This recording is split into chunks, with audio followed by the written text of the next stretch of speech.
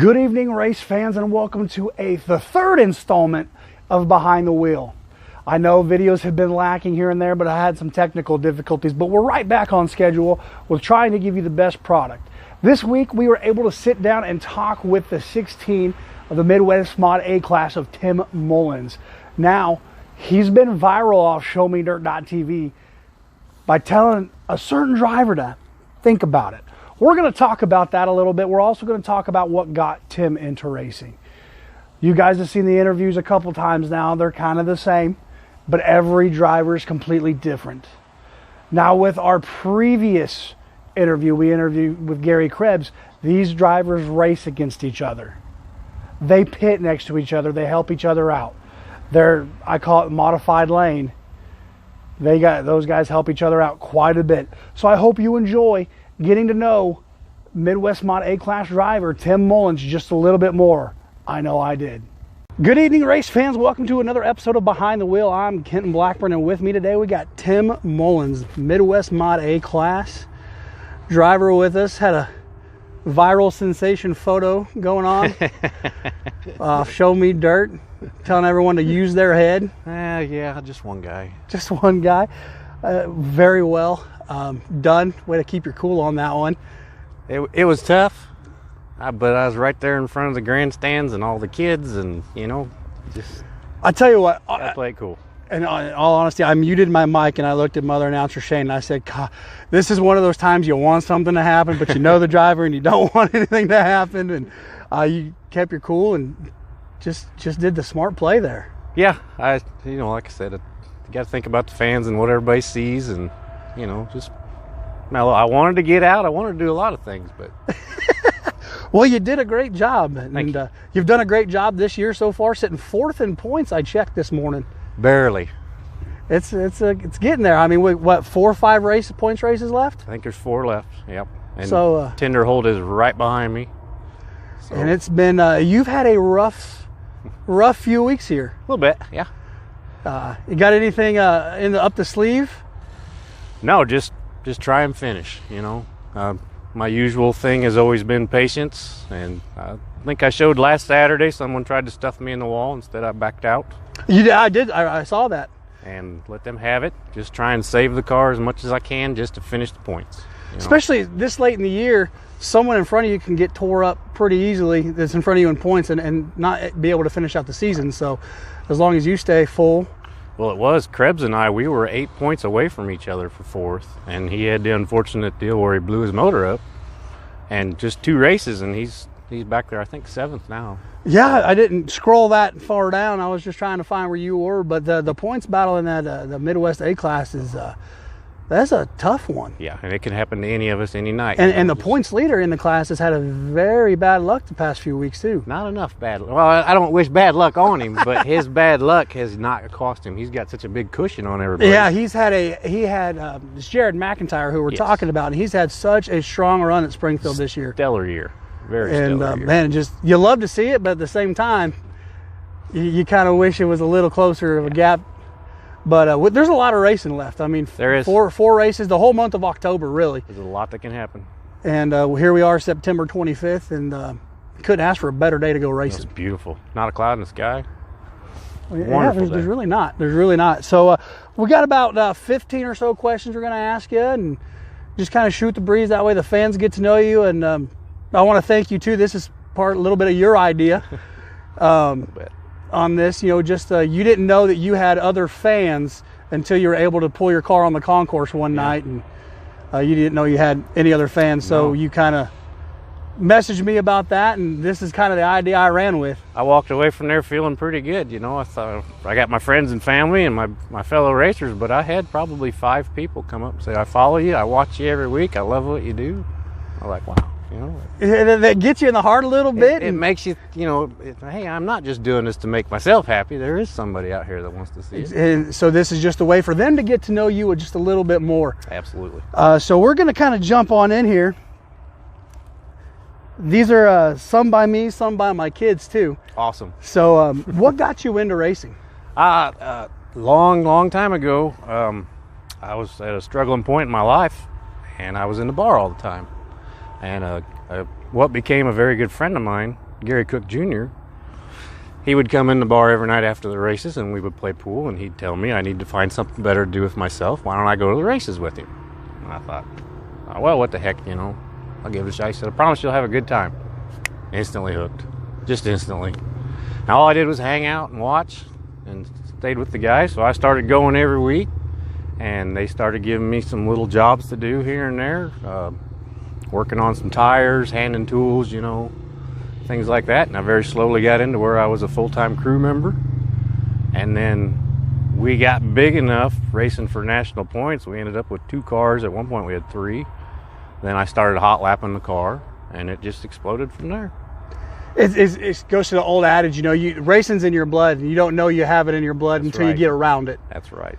And it's the same thing with me growing up. And he, unfortunately, he passed away, but before he did, he said, years ago when I started racing was to get you to quit drinking. And it worked. That is awesome. It worked. That is awesome. Usually most people kind of grew up around it, or, you know, they just came to a track, but that's to keep you out of a bad habit. Yes, it was pretty bad then. So from one expensive hobby to the next. Absolutely. But outstanding. So you're the number 16. Yes. What is your meaning behind your number? I don't really have a good one, but my lucky number was always 4. When I started to race, I wanted a double-digit number, so 4 times 4 is 16. Why not 44?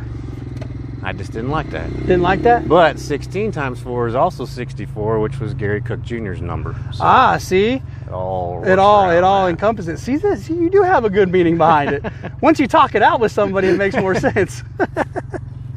So, you're always here early, and I love that because I can come hang out with you. And then do you have any pre-race rituals that you do? That's it. Get there early, get everything laid out.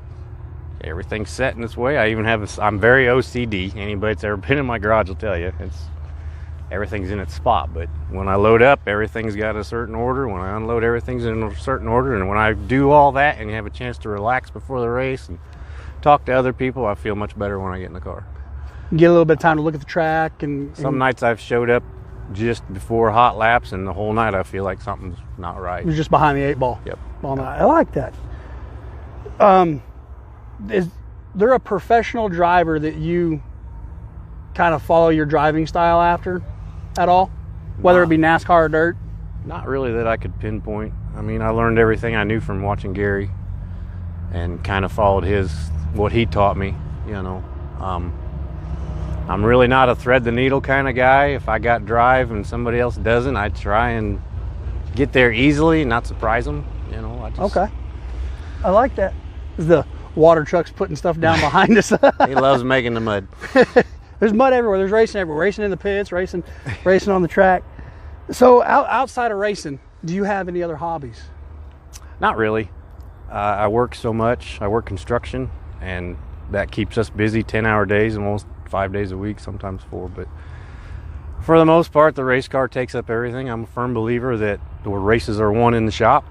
So most of my evenings are going through things on the car, bolt checking and everything else. And that's pretty much all I do. I like it when we're not racing. I got all kinds of stuff recorded on the DVR. I love to just sit on my couch and not move. So, okay, what are some of your shows you have on your DVR? Oh, I got Gold Rush. Of course, all the Street Outlaws are on there. Mostly car shows. The Monster Garage. I like that one quite a bit. Yellowstone's coming up. That'll be a big one. But I'm the person that saves all the episodes until it's over, and then I'll just sit down and watch all of them. Well, especially when you come up to the end of the race season, you know, you got to fill up your time with a little bit of stuff there. I have some snacks on one side, soda pop on the other, and I just sit there in my pajamas and do nothing. That's the perfect day. That's a Sunday for me right there. I love it.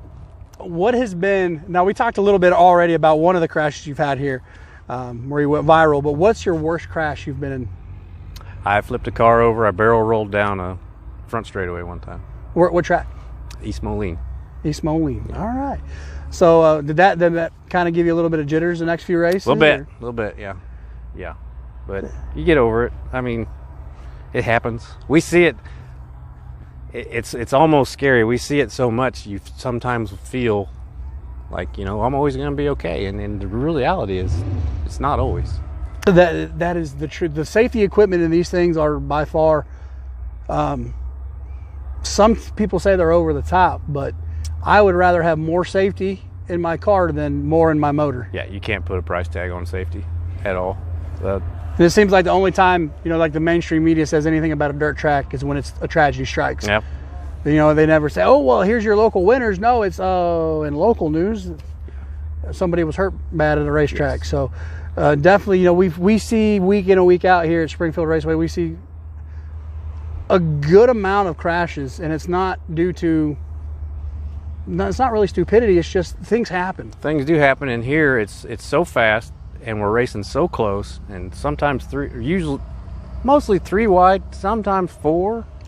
Sometimes y'all push a 4 wide. You can throw a blanket on the top 10, at least in the A class, almost every night. Yes. There's a second dividing first from 10th. I mean. Yeah, and then one bobble. Yep. And was it Tri-State last night? They were running 2 wide and guy flipped. When Harrison flipped, that was a bad one. That was, I mean, he was end over end. Yeah. That's not something you see out of a modified very often. I think that was 5 times he went nose over tail sideways, I believe was what I counted. Yeah, I saw the video get shared of that, and that was something different. That's crazy. So where's the furthest you've actually hauled to race yourself? For myself, would just be no, I didn't go there. Monette, really. Monette. But with Gary, we traveled all over the country. So where's the farthest you went with him? Florida, Volusia. Florida? Yeah. Well, I've been there. That is a fun track. We went every year for. That is I got to go out there for Speed Week one year, when that's where the World of Outlaw sprint cars kick off their season. So we got to go down there for that, and we went to the Daytona 500, and that was the greatest week of my life right there. It always was. We had the best time down there. We would do East Bay and then Volusia, and then come back home. I love it. I love going to the big shows. They're great. I mean, they're not taking anything away from here. I love this racetrack, but some of the big shows are just an absolute blast to. The challenge is amazing when you have to be top 2 in your heat race to even get in. Oh, exactly. It's amazing. I couldn't imagine half the time that stuff happens as we have the water truck coming by again. Yes. So, how you say you like to work on the car throughout the week, but say it's off season. How often are you going to think about racing? I start right as soon as we're done. The body will get stripped off this year. I'm going to get a different color scheme, I think. So I'll get the body taken off, go through everything, and then start working on the new body. All right. So starts immediately. Immediately. That's always good. You get it done and get it out of the way, and I don't have to worry about it. That way it's not stress mode when 2 weeks before test and tune. Right. And been there a lot. You were eating before we did this. So what at the racetrack alone, what is your favorite food at the concession stands? Not in the pits, because y'all have feast out here. It would be the Frito pie. Frito pie? Yeah. Yeah. Oh man, I tell you, it's getting to that time of weather for that's just perfect almost every night. What about your favorite drink? Dr. Pepper. Dr. Pepper. Yep. Have you tried their cream soda? I did. I didn't much care for it. I also drink cream soda. And together, it just didn't seem great. I love it. I don't know why. I had stopped drinking soda to lose weight, and they came out with that. I was like, I'm just going to try one, and I'm hooked. It is ridiculously how bad I'm hooked to that. It is bad. Yeah. I've gained That's the barbecue. That and barbecue, yeah. That and barbecue. If you could go to any track and run yourself, where would it be? It would always be Fairbury. Fairbury. I took a week off this summer to race my Midwest mod up there. That's my home track. That's where I got into everything with Gary. The atmosphere at Fairbury is something you'll never experience unless you're there, and I can never get enough of that place. I can go there every week. I saw on your Facebook that you were up there, and it was good that you enjoyed your time up there. I did pretty decent. It's always everybody good to go kind back of home. welcomed me. One person thought that my tire, they run Hoosiers, of course, and one person didn't think my tires were fair, but the race director said, no, you've got the advantage way over him. He'll be all right. So That's good. That's always good. good time. So outside of racing, what is your favorite sport? I like to watch the NFL. I'd never be able to play.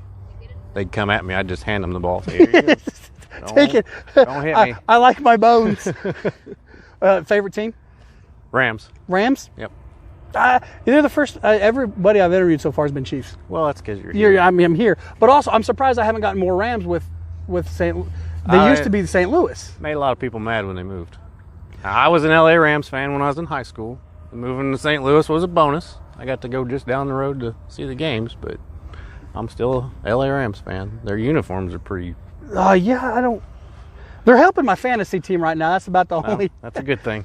What'd you think of the quarterback switch there? Was that? I didn't think Goff was playing that great before, but I didn't think Stafford was that great either. So I think it's a toss. I think I could go. I think Stafford has a bigger arm for the receivers. He sure is making better decisions. He is with checkdowns and stuff like that. So. And I think with not having a line in Detroit, it's kind of trained him to do that. Goff was a little spoiled. Yes, he was. With a good offensive front. Yes. So, of course, everyone knows I'm a diehard Chiefs fan. I broke my arm in kindergarten and had a Chiefs cast. All right. So it's been since day one. Sure. And I was closer to Denver growing up. I love watching the Chiefs play. Them guys are, oh man, they're something else. Yeah, not when they went with 2-14 that one year. That was bad.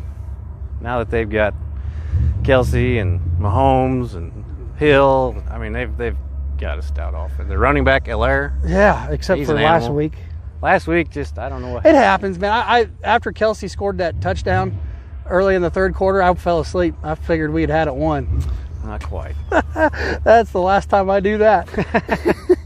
So, again, you're here week in and week out. You don't travel very far for other races. What keeps you coming back to Springfield? Oh, the racing, by far.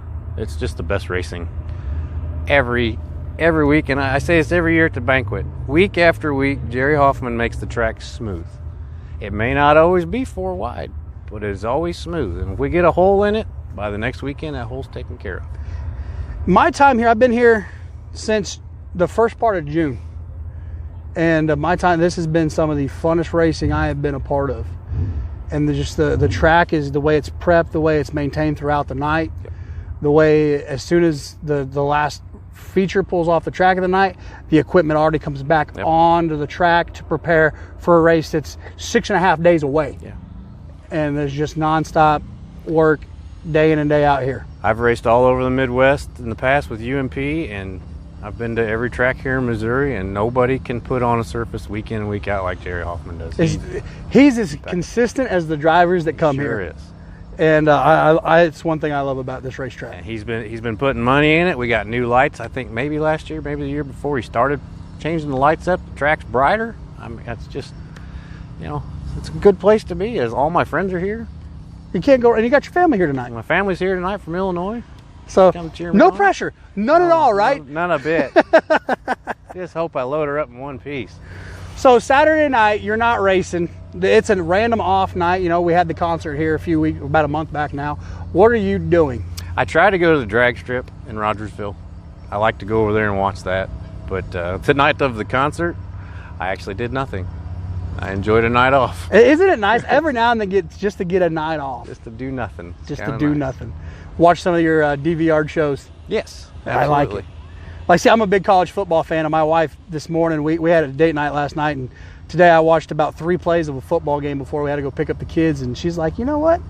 You haven't watched any football today. I'm like, don't remind me. But it was kind of nice just to lay around and be lazy and not have to do anything. Did you determine who won the mini golf? Between the two of you. I know you took votes on it.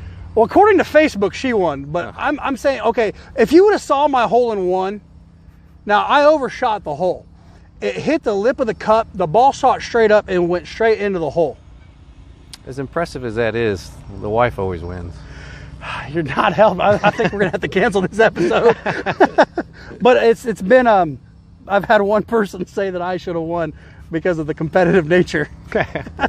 But everybody else, whether racetrack or friends and family, she wins because she's the wife. But the fact that we both shot a 53, and it's Gateway Golf here in Springfield, and they have 2 18-hole golf courses, and you have an international course and you have a United States course that has landmarks. So like they had the Gateway National Arch, they had, like for us, we had the Leaning Tower of Pisa, we had the Taj Mahal and things. It's a real cool place. And it was actually, they served alcohol too. It was really, yeah. Did not know I that. highly recommend those guys. I didn't know that I'd be giving them a shout out, but I highly recommend. I mean, for $20, that they were just. I've driven by and looked at it. It looks like a really nice place. I highly recommend it, and they run until it snows. I'll be darned. And they have jumbo Uno, just huge decks of cards, cornhole. They have everything. You just go there and spend a couple hours. I'm not a good Uno player. I've been known to dive across tables at people before. I was about to do that with her. She hit me with 4 draw 4s in a row. Yeah. Of course, we didn't shuffle very well, but Flip the table. I told her she's about ready to walk home. But I guess she won, and since I'm going to say it on, TV. Sorry to put you on the spot. You did, but happy wife, happy life. That's right. She's cooking dinner tomorrow. So my daughter, one of her biggest questions always is, what's your favorite animal? Dogs. Dogs? Yep. That is every answer I've gotten. Love dogs. What do you have any? I lost them in my divorce. Oh, okay. We had 2 dogs. Okay. Any plans in the future to get one, maybe? Unfortunately, since I live alone and I work so much and race so much, it's not a good place to have a dog. Have a track dog. That's a little too much to take care of. That it is. And if you get a dog, you don't know it's a track dog until you get to the track. If it's not, now what? Yeah, exactly. I have a 200-pound Shepherd Mastiff. Yeah. And I'm pretty sure he'd be a great track dog, but noise scares him. I had a 180-pound Great Dane. He's the same way. The slightest little noise, and he's gone. Yeah. You think he'd be a guard dog with the Shepherd in him, but no. Somebody comes up to my house and they're like, "Hey, are you my new friend?" And then they see how big he is, and they're like, "Whoa, is he nice?" Yeah. So I get that, though. I get that. Dogs are by far the best animal there is. I would have adopted all of them if I could, if I could have the time. Man, it's so hard not to. It is. People share these videos on Facebook of dogs that have been just neglected. I'm just like, come to me. Exactly. I will love you. I can't do it. Can't look. Yeah, at I it. scroll. I gotta scroll. I gotta go fast. So you're coming out onto the track. You've been sitting and staging, let's say, for 20-30 minutes. Let's just say there's a few cautions out there because it happens. You're coming out on the track. You're getting lined up. You're getting ready to come to green. What is going through your mind? Focus. Be on your point. Be ready to start the race. Do you get that complete sense of euphoria, like you just become one with the car? As I'm coming down the backstretch, yep. You just kind of, the quick adrenaline race of, oh crap, I made it through 1 and 2. Now I get in my groove. Here we go. Yep. That is one of those feelings that just never goes away. Those butterflies. It's impossible to describe too. It really is. Everybody says, "What's it like?" I'm like, well, it's just not a good way to put it. You're at peace. You got so much going on so fast, but you're good. You're rolling. You're in it. And here at Springfield Raceway, race fans, if you haven't been here, 1 and 2 on the drop of a green flag, a lot of action happens. Yes, it does. A lot of things can get torn up very fast, and a lot of times even coming into 3 and 4 on within that same lap, just a lot of things happen because these cars are so competitive. And everyone runs, like you said, the top 10 are within a second of each other, and that's the whole race. That is. Gets a little bit tense, but like I said, there's a calm in there. There is, and it's nerve-wracking as an announcer. My hand starts hurting by the end of the night holding the microphone, just because of stress and you see your line and what's going on in front of you. I see everything, and I'm just like, I'm stressed out about you. I'm stressed out about this guy over here and this guy over here, and I'm just like holding on for dear life up there, and I'm like, something's gonna fall, and nothing falls because you guys will run 15 laps real fast after a couple quick cautions, and then you'll run 15 laps without anything. It seems like everyone gets their jitters out of the way, everyone finds their line, figures out everybody else is gonna race, and then the next 15 laps are gone in 2 minutes. Yep. Now you're searching for the grip. And it's just, guys, if you're not here, you're wrong. Absolutely. So we're towards the end of this. Do you have any sponsors you want to shout out? I don't have any per se. I'm pretty much self-sponsored. I've got Bobby Flood has always helped me build my cars, the bodies, and they are always beautiful. So I like to give shout out to him and Eagle Machine. They have treated me so good with my motors. They just are incredible people up there. Couldn't ask for better. They have parts on hand from Speedway. They're up there in Buffalo. Great people. Good deal. Also, we got to show the back to blue. Absolutely. on there. We're starting to see a lot of those on cars around here. That's a good thing. Also, you got the flag on the trailer as well. Support that. That was my job in the military. I was military police. So Police officers don't get the recognition they deserve. they do not. They do not. Especially in this area. Yeah. It's such a hard job. So few and far in between. Well, Tim, it's been great.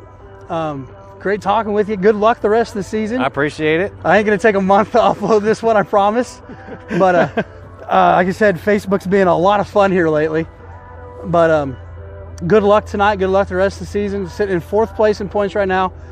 Hope to see you continue to go forward. And I can't appreciate wait that. to see what you bring the give rest her of all the we season. got. We're excited. Good luck with the family in the stands tonight. Mom and Dad are here. It's my birthday next week, so they. Hey, you know, down you to can watch either the win race. tonight or win next week, either way. Every year on my birthday, something bad happens. Oh, man, we better find some wood to knock on. Well, I hope we got it out of the way last 2 weeks. I tell you what, Rough couple nights. Between you and Krebs the past 2 weeks has been just so rough. Krebs has been all summer. Yeah, he really has. I tell you what, I feel bad. I tell him it's the red. He don't believe me. You know, and I interviewed Chris Countryman as the first interview, and ever since we've interviewed him, he's had bad luck. So. Oh, that's not good. Well, in my defense, when we interviewed Gary, it hasn't been posted yet. So, and he's had some bad luck since then too. Well, don't post mine till tomorrow then. It's not going to get posted till tomorrow. There's a lot of editing that has to go in onto this. So, but Tim, I appreciate it. Thank you very much. Good luck tonight, and good luck the rest of the season. Thank you to all the fans that come every week. Appreciate it. Appreciate it. Thank you. Welcome back. I hope you enjoyed that interview as much as I enjoyed getting to ask Tim all those questions. Now, we're not going to fault him for being a Rams fan, but his story is unlike any other. Tim, this past weekend when we recorded, he ended up 7th, moving up 7 positions throughout the night. And mind you, you can go back on SpringfieldRaceway.tv or ShowMeDirt.tv and you can see the comeback. But he was very patient with his car, drove a lot. Now, in his talking with him, we talked about his pre-race ritual. And that ritual was getting there early and just kind of settling in. Well, this interview threw everything off for him. Now, I'm not going to take the blame for the 7th place, but I will take the blame for him for getting to shout out a sponsor. That's Rick's Tire Shop out of Clever, which is also fellow driver Jeremy Leahy. So I'm going to take the blame for that one. And I tell you what, he felt so bad he wanted to redo the whole interview. But it was great the way it was, and I'm pretty sure Jeremy's not going to fault him for anything. Matter of fact, Jeremy was helping him set the carburetor and get things tuned up because in the heat races this past weekend, the car he said felt flat. During the feature, it felt a lot better. So, like I said, these guys are a family. So I hope you enjoyed getting to listen and get to know more about Tim as much as I did. He is a great guy, and I tell you what, he uses his head a lot more than people give him credit for. I tell you what. So this is all we have for this week. We'll be back again, heading again to the Springfield Raceway, Springfield, Missouri, which is my home track now.